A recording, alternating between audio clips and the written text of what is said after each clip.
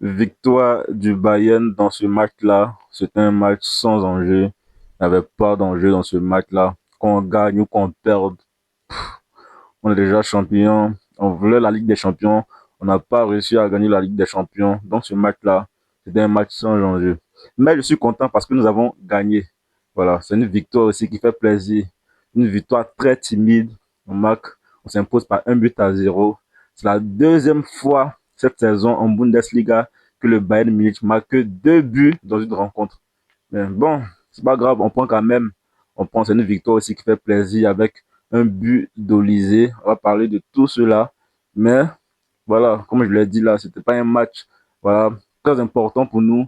Je pense qu'il faut se concentrer sur, il faut se concentrer sur la Coupe d'Allemagne qui va bientôt se jouer. Il faut à tout prix remporter cette Coupe d'Allemagne là. On a raté la Ligue des Champions, mais on a encore l'occasion de prendre un trophée et cette Coupe d'Allemagne là, on doit aller la chercher. Voilà. Dans l'ensemble, c'était un match équilibré, surtout en première mi-temps. En première mi-temps, c'était équilibré, bien vu que Wolfsburg ils ont eu plus d'occasions que nous. En première mi-temps, ils ont eu plus d'occasions que nous. Ils ont procédé en contre. Ils ont eu des occasions vraiment de marquer. Mais Jonas Hubig nous a bien défendu. Jonas Hubig a tellement bien gardé aujourd'hui. Et on va en reparler. Donc, dans la première mi-temps, je pense que c'était équilibré en ce qui concerne la possession. Ils avaient la possession aussi. C'est qu'on avait un peu plus la possession. Mais en ce qui concerne les occasions, c'est Wolfsburg qui était devant. Il était clairement devant nous, première mi-temps. Là. En deuxième mi-temps ici, je pense que là, on les a dominés. On les a dominés. Mais dans les dernières minutes, ça commence à chauffer sur nous. Faut se dire la vérité parce qu'ils ont eu un poteau, ils ont fait des belles choses, ils ont failli égaliser. Ils ont failli égaliser s'ils étaient un peu précis, ils auraient pu revenir au score, mais ils ont manqué de précision. Ils ont tapé le poteau et d'ailleurs même ils avaient un XG de 3 et ils ont marqué 0 but. Ils avaient un XG de 3 et ils ont marqué 0 but. Donc ça prouve ici qu'il y avait un grand manque de réalisme chez eux. Voilà. Par contre, nous, on a eu un XG de 1,86, on a marqué un but. Je pense que c'est bon. C'est bon, c'est la moyenne. Mais dans l'ensemble, vraiment, c'était pas aussi un match facile. C'était aussi un match compliqué. Voilà. Mais moi, comme je l'ai dit là, quand on perd ou quand on gagne, bon, il n'y a pas d'autre grand enjeu. Peut-être que si on veut battre des records, voilà, avec le nombre de buts, hein, la meilleure attaque, je pense qu'on a marqué un but aujourd'hui. C'est la deuxième fois que ça arrive qu'on marque un but dans une saison, comme je l'ai dit. Mais je pense que, voilà, c'est une victoire aussi timide, mais on prend, comme je l'ai dit. On prend et c'est parfait, en fait, c'est parfait. Pour moi, la partie du jeu qui m'a pas trop convaincu, bon, il y a l'attaque. L'attaque n'a pas été aussi convaincante que ça parce que on marque un but au final. On a eu des occasions ratées avec un raté de Harry Kane, c'est tellement rare Harry Kane qui vient de rater son premier penalty en Bundesliga. Harry Kane, il vient de rater son premier penalty en Bundesliga, c'est-à-dire qu'en Bundesliga, c'est 25 penalty, 24 marqués et aujourd'hui, il a raté son premier penalty en Bundesliga. Franchement, c'est tellement rare hein, de voir Harry Kane comme ça rater des penalty. Mais bon, que dis-je, il fait un bon match aussi. Il a beaucoup participé au jeu. Il a fait une très belle passe d'ailleurs même à Olysée, mais voilà, Olysée qui a manqué sa frappe. Mais dans l'ensemble, ben, c'est ça. Donc l'attaque n'a pas été bonne. L'attaque n'a pas été convaincante. On n'a pas marqué. On a créé quelques occasions, certes, mais on n'a pas marqué. Il n'y a eu que 1,86 comme but attendu. Donc l'attaque n'a pas été, non seulement on n'a pas créé assez d'occasions, mais on n'a pas marqué beaucoup de buts. Un but seulement.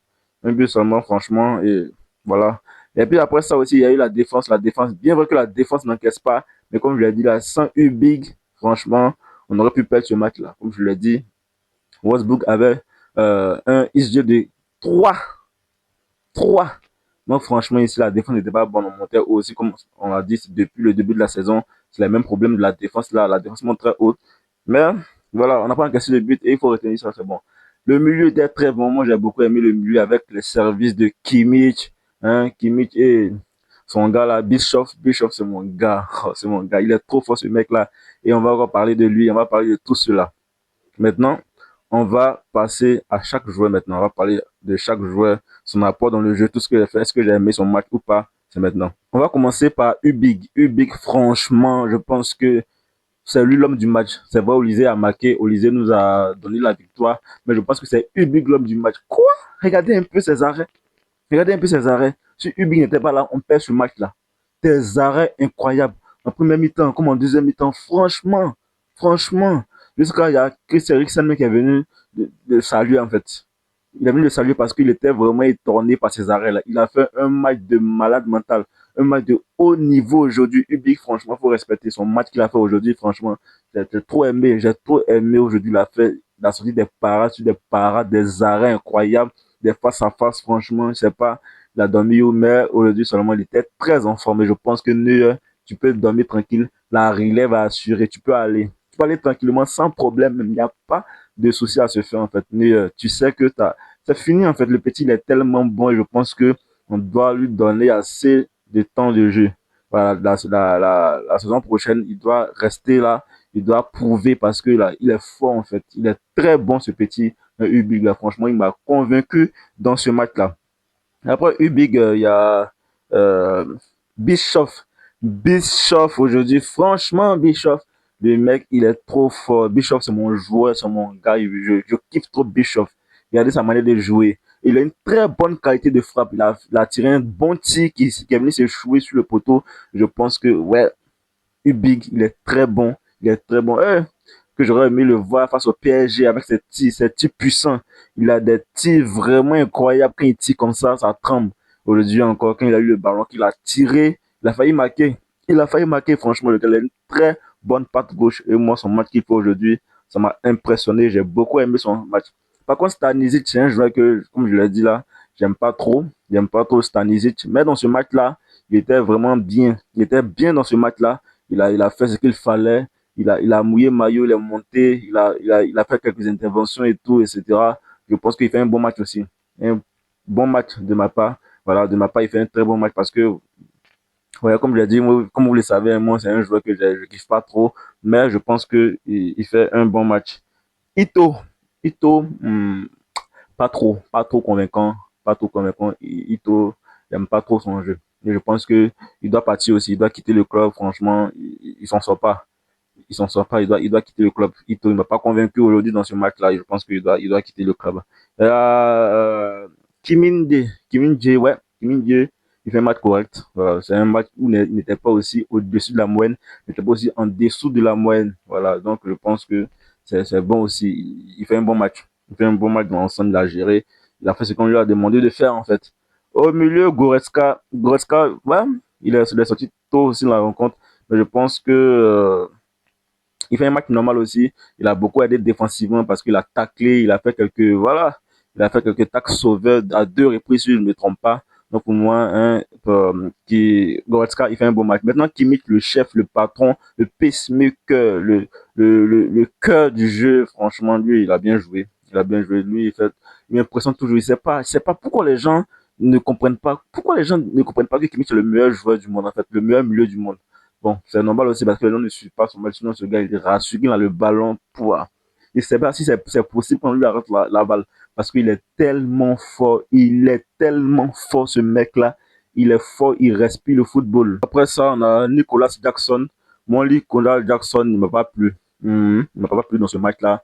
Franchement, il est un peu égoïste. Il y avait des positions où il était apte à faire de la passe à Harry Kane. Et il tentait des tirs. Tout le monde disait que là, si tu tires ici, ça va pas marquer, mais tu tires quand même. Il a tiré, il était son mauvais pied, il était son pied gauche. Il y avait Harry Kane qui était bien placé. Il n'a pas fait la passe à Harry Kane, il a tiré. Donc moi, sérieux, il m'énerve en fait, ce Nicolas Jackson là. Que la saison finisse et qu'il retourne à Chelsea, c'est mieux parce que mon gars, c'est pas bon. Mauvais. Il y a aussi Jamal Musiala. Jamal Musiala, il fait pas un mauvais match, mais il en fait trop. Il dribble trop et il perd les ballons. Il dribble trop, comme je l'ai dit, mais il perd aussi les ballons. Il perd les ballons et ça, c'est problématique. C'est problématique de son jeu. On connaît un Jamal Musiala qui est un joueur qui est très bon. Il est très bon, mais souvent, il en fait trop. Il en fait trop. Et je pense que s'il retrouve son meilleur niveau, on aura le Jamal Musiala qu'on avait la saison passée, avant qu'il se blesse. Parce que il est tellement talentueux. Tu sens qu'il a du talent et il veut montrer, il veut prouver ça, mais c'est un peu compliqué. Comme je l'ai dit, je pense que il va revenir à son meilleur niveau. Il va revenir à son meilleur niveau et on pourra remporter la Ligue des Champions l'année prochaine. La Ligue des Champions l'année prochaine, on va la remporter. Voilà. Il y a aussi Olysée. Olysée, voilà, comme je l'ai dit là, il est très bon, il est très fort aujourd'hui. Encore, il a prouvé, il a marqué un magnifique but. Les gens pensent que ils vont nous avoir avec cette affaire de Olysée n'est pas fort là. Comme en Ligue des Champions face au PSG, il n'a pas montré grand chose. Tout le monde a commencé à dire que Michael Olysée n'est pas fort. Franchement, il n'a rien prouvé. Il est là, voilà, c'est une flop. Ne le comparez plus jamais à Yamal. Mais le gars, il est fort. C'est pas à cause d'un mauvais match qu'on va enterrer tout ce qu'il a fait de bon aujourd'hui. Parce que tout le monde a droit à faire un mauvais match. Tout le monde a droit à faire un mauvais match. On connaît, hein, Messi, le meilleur joueur du monde, fait un mauvais match. Ronaldo, le meilleur joueur du monde aussi, a fait aussi des mauvais matchs. Même Lamine Yamal, cette saison, il y a des matchs où il n'était pas dedans. Hein, les supporters plutôt, du FC Barcelone ont commencé à parler. Voilà, ils étaient énervés contre lui. Mais ça reste un joueur de classe mondiale. Et Olysée aujourd'hui, bien vrai qu'il n'a pas brillé face au Paris Saint-Germain, il est venu et il a marqué un magnifique but. Un magnifique but, un but incroyable enroulé. Vous connaissez sa spéciale là, il se met sur son pied gauche comme ça et qu'il enroule. C'est presque impossible d'arrêter le ballon. Et franchement, aujourd'hui encore, il a montré encore toute sa palette, il a montré que c'est un joueur de classe mondiale. Harry Kane aujourd'hui a manqué son premier penalty de la saison en Bundesliga. Depuis qu'il est arrivé en Bundesliga, il a manqué son premier penalty, comme je l'ai dit en début de vidéo. Voilà, c'est la première. Aujourd'hui, Harry Kane, bien vrai qu'il n'a pas marqué, mais je pense que il a participé énormément au jeu. Il a participé énormément au jeu. Voilà, donc on est content. J'ai voulu qu'il score aujourd'hui, on voit qu'il marque, mais il n'a pas scoré. C'est pas grave. Il y a un dernier match qui arrive pour marquer des buts. Et aussi la finale de la Coupe d'Allemagne. Là, j'espère qu'il va marquer encore des buts. Et je vais le soutenir lors de la Coupe du Monde là, à part la Côte d'Ivoire et tous les autres pays africains là. Je vais soutenir aussi l'Angleterre. Donc, je vais soutenir la Côte d'Ivoire, l'Angleterre et tous les pays africains. Le Maroc, le Sénégal, la Côte d'Ivoire, le Congo, tous les pays africains seront soutenus par moi. C'est clair. Dans Week-end aussi, je vais soutenir Week-end pour cette Coupe du Monde là, même si je pense que n'ont pas aussi une grande équipe pour pouvoir faire mal à cette Coupe du Monde là, mais on va soutenir quand même. Il y a aussi l'entrée du Colombien, Luis Diaz. Luis Diaz, on n'a pas fait une très belle entrée aujourd'hui. Son entrée n'était pas aussi. Il n'a pas dribblé assez. Il n'a pas pu dribbler. Il n'a pas pu montrer toutes ses pareilles techniques parce que voilà, il s'est fait aussi bloquer par le latéral qui était sur son côté là. On a eu aussi l'entrée de Karl. Karl qui est rentré. Il a montré des belles choses, même si voilà, n'a pas eu le temps de bien s'exprimer parce qu'il est rentré en toute fin de match, 75e minute, 74e minute, c'est plus trop. Mais voilà, il a prouvé de belles choses aussi. Et j'espère que tout cela reviendront à leur meilleur niveau. Et que la saison prochaine, on va renforcer un peu l'équipe. Voilà, parce qu'on manque aussi de profondeur de banc. On va renforcer l'équipe pour pouvoir faire reposer les cadres et pouvoir être compétitif jusqu'à la fin de la saison prochaine. Merci beaucoup à tous. C'était tout pour ce débrief. On se retrouvera dans une autre vidéo pour parler d'un autre match. Ciao!